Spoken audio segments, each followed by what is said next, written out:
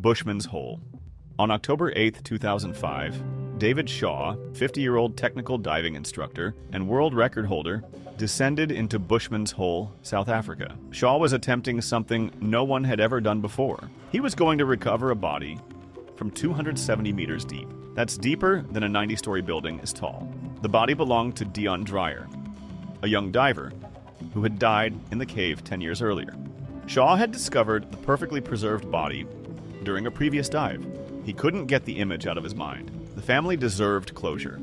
Shaw decided he would bring Dion home. Shaw began his descent at 5:30 a.m. The water was crystal clear at first, but got darker as he dropped deeper. At 50 meters, sunlight disappeared completely. At 100 meters, the water pressure was crushing. Shaw's breathing became labored as nitrogen began affecting his mind. At 200 meters, he was deeper than most recreational divers would ever dream of going. At 270 meters, Shaw found Dion's body exactly where he had left it. The cold water had preserved everything perfectly. Shaw attached a recovery bag and began moving the body. But something went wrong. Shaw's movement stirred up sediment from the cave floor. Visibility dropped to 0 in seconds. In the murky darkness, Shaw became tangled in his own recovery line. The more he struggled, the worse it got. His breathing became frantic, using up his gas supply faster. Shaw was now fighting for his own life while still trying to complete the recovery. Shaw made one final desperate attempt to free himself, but it was too late. His gas ran out at the bottom of the cave. 12 hours later, both Shaw and Dion's body surfaced together. The hero had died, trying to bring another soul home. But if you thought a world record holder dying at 270 meters was tragic, wait until you hear what happened to Australia's most experienced cave diver. Tank Cave Tragedy. On February 27, 2011, one of Australia's most experienced cave divers entered Tank Cave in South Australia for what should have been a routine photography session. Agnes Milowka had over 2,000 cave dives under her belt and had explored underwater caves on 6 continents. She taught other divers how to stay alive underground, wrote the safety rules that everyone followed, and had been featured in National Geographic documentaries. The dive ahead looked straightforward, a simple photography mission in a cave she knew like her own backyard. Tank Cave held no mysteries for her. She had navigated its passages dozens of times before, mapping every twist and photographing its limestone formations.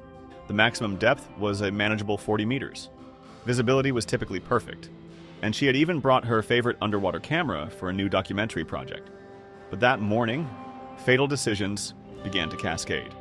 First, she chose to dive alone, violating her own cardinal rule of cave diving: never go solo. Then came an even worse choice, ignoring the rule of thirds gas management that she drilled into every student. The rule of thirds is sacred in cave diving. Use 1/3 of your air going in, 1/3 coming out, and save 1/3 for emergencies. She had followed this rule religiously throughout her career. Yet on this dive, she decided to push deeper into the cave system than planned. Swimming through familiar passages, she captured photograph after photograph of the stunning limestone formations glowing under her powerful lights. When she checked her air gauge, she was already past the 1/3 mark. The photography was going too well to stop now. Just a few more shots. Then the unthinkable happened. In a cave she had navigated perfectly dozens of times, she took a wrong turn. She knew it instantly, but precious air was already bleeding away. Panic seized her lungs. Each frantic heartbeat consumed more oxygen. Time and air were both running out as she clawed her way back toward the entrance, her powerful lights cutting desperate arcs through the darkness. 5 meters from the exit, 15 feet from sunlight and infinite air. Her tanks went silent. When they found her hours later, regulator still clenched between her teeth, one hand was stretched upward, reaching for a surface she would never touch. The expert who had taught thousands how to manage their gas supply had died, violating her own fundamental rule. If an expert breaking her own rules seems terrifying, this next case reveals something even more chilling. A diver who thought he knew better than basic physics. Churn Hole Cave.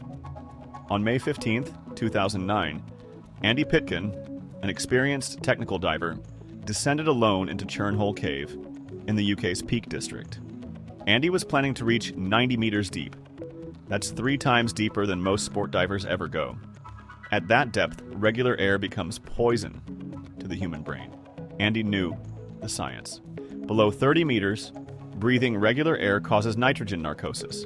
The deeper you go, the worse it gets. At 90 meters, nitrogen narcosis is like being drunk and high at the same time. Your judgment disappears. Simple tasks become impossible. Fatal mistakes seem logical. The solution was simple. Use trimix gas, a special blend of helium, oxygen, and nitrogen that prevents narcosis. Andy had trimix training. He knew the dangers of deep air. He had the right gas at home. But on this morning, Andy made a decision that would kill him.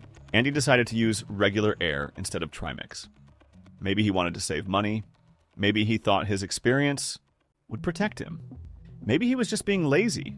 Whatever the reason, Andy clipped on tanks filled with deadly regular air and began his descent. At 30 meters, Andy felt the first effects. A slight euphoria, like having a beer on an empty stomach. He felt confident, maybe overconfident. At 50 meters, his thinking became cloudy. Simple math became difficult.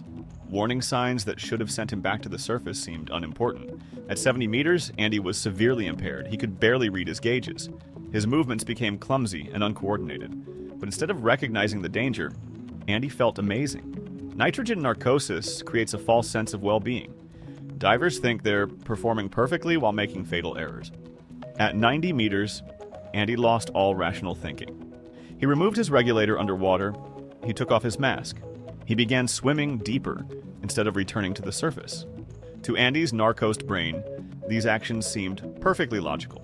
Andy was found dead at the bottom of the cave, his equipment scattered around him. The depth gauge on his computer showed 95 meters. He had died from nitrogen narcosis, a completely preventable condition that proper gas planning would have eliminated. At least Andy died alone, but this final case involved something far worse. A father and son who made the same fatal mistake together. Andrea Doria tragedy. On July 3rd, 1992, Chris Rouse Sr. and his 22-year-old son Chris Jr.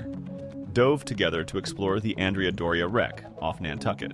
The luxury liner had sunk in 1956, creating one of the most challenging wreck dives in the world. Father and son were experienced technical divers, but they were about to make a fatal mistake together. Their plan was conservative. Descend to 200 feet, spend 20 minutes exploring, then begin a careful ascent with proper decompression stops. At 200 feet, they had to be perfect. Any mistake would require emergency procedures. Any panic could be fatal. The dive started perfectly. Father and son descended through the dark Atlantic water, their lights cutting through the gloom. The massive wreck appeared below them like a steel mountain lying on its side. They reached the planned depth right on schedule. But the Andrea Doria was intoxicating. The ship's interior beckoned with artifacts and history. Chris Sr. and Chris Jr. found themselves swimming deeper into the wreck's corridors. They were supposed to turn around at 20 minutes. Instead, they kept exploring. At 30 minutes, they should have started their ascent. They kept swimming. At 40 minutes, they were critically behind schedule. The nitrogen in their blood was building to dangerous levels. Every extra minute meant longer decompression time. But the wreck was too fascinating to leave. Finally, at 50 minutes, they realized their mistake. They were supposed to be on the surface by now. Instead, they were 220 feet deep with massive decompression obligations. Chris Sr. checked his computer. They needed 2 hours of decompression stops, but they only had enough gas for 30 minutes. Panic set in. Instead of following emergency procedures, both divers bolted for the surface. They shot up through 220 feet of water in just a few minutes. The rapid ascent turned their blood into foam. Nitrogen bubbles formed in their tissues, blocking circulation and causing excruciating pain. Chris Jr. reached the surface first, screaming in agony. His joints were on fire from decompression sickness. Chris Sr. surfaced moments later, but he was already unconscious. The boat crew pulled both men aboard and radioed for emergency help. Chris Jr. was rushed to a decompression chamber, where doctors fought to save his life. After hours of treatment, he survived with permanent injuries. But Chris Sr. never regained consciousness. The father died from decompression sickness, leaving his son to live with the guilt of their shared fatal decision. 2 experienced divers had died and been permanently injured because they couldn't resist staying longer than planned. The Andrea Doria had claimed another victim, proving that even families can make fatal mistakes together in the unforgiving underwater world. If you enjoyed this video, subscribe for similar ones and feel free to drop suggestions for the next video in the comments.